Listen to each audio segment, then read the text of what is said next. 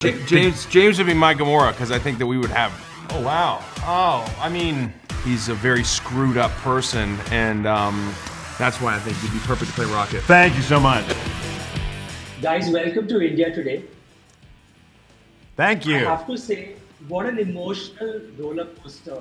I mean, I literally was clutching for whatever I could to just tell everybody how strong I am as a guy and I'm not crying at the end of the film.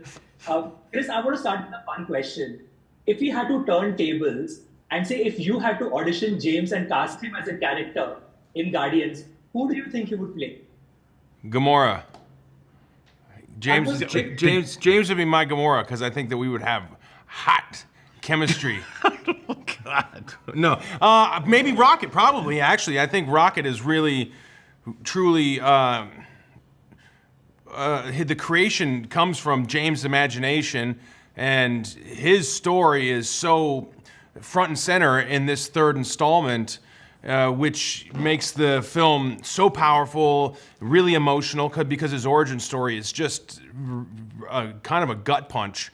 And so I think that came from James' imagination. So obviously he's a very screwed up person, and that's why I think you'd be perfect to play Rocket. Thank you so much. I think that Rocket's power is imagination, really. That's what we find out in this movie. Right. It isn't, he is incredibly intelligent, but it's not just in regular intelligence where he can just remember things or, figure out logic problems. He's also able to imagine something more than what we've seen. Yes. And so I definitely relate to Rocket in that way. But James, it's not just Rocket. I mean, obviously, that's something that's fantastic. But to talk about the vision that you had right at the beginning, at the onset, and then to see that through where we are right now, it's just been remarkable for us. I mean, we've obviously enjoyed each and every aspect of it. Can you quickly, if you had to frame a moment or a dialogue in time from this entire universe that you've created, what would it be? If you had to just freeze something and in time it's there for all of us to sort of watch. Any scene, any dialogue, or any moment? Oh, wow. I think it would probably be in the third movie. It would probably be between I don't want to give away any spoilers, but the scene between Lila and Rocket where she talks about how this has been Rocket's story. And that scene in itself was something that drove me to make this movie, to make sure it got finished, to make sure we did it, and we did it together as a team in the same way that we came into it.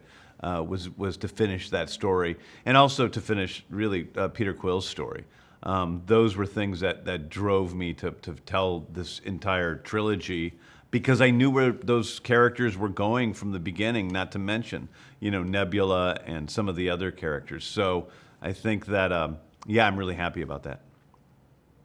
Chris, everybody talks about the feeling of being an underdog and how Peter Quill sort of has been somebody who has saved us in so many ways, because he's so identifiable. He's done stuff that sometimes makes people vulnerable, but we're like, oh, he did it and we can do it as well.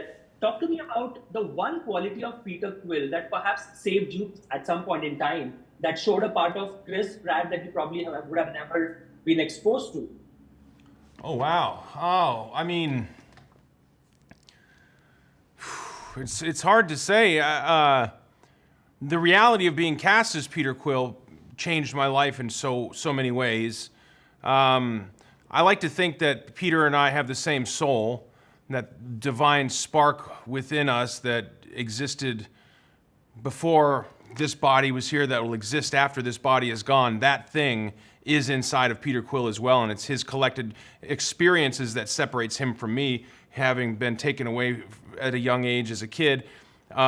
So I think that it was an opportunity for me to really express myself in this character, and in return, in real life, it's opened my entire career up, and it's changed. I've made friends and fans all around the world, and I've been able to travel to places I never dreamed of going before, and I can now put on a Star-Lord costume and walk into a room full of children who are dealing with terminal illness, and they'll smile and they'll have a moment.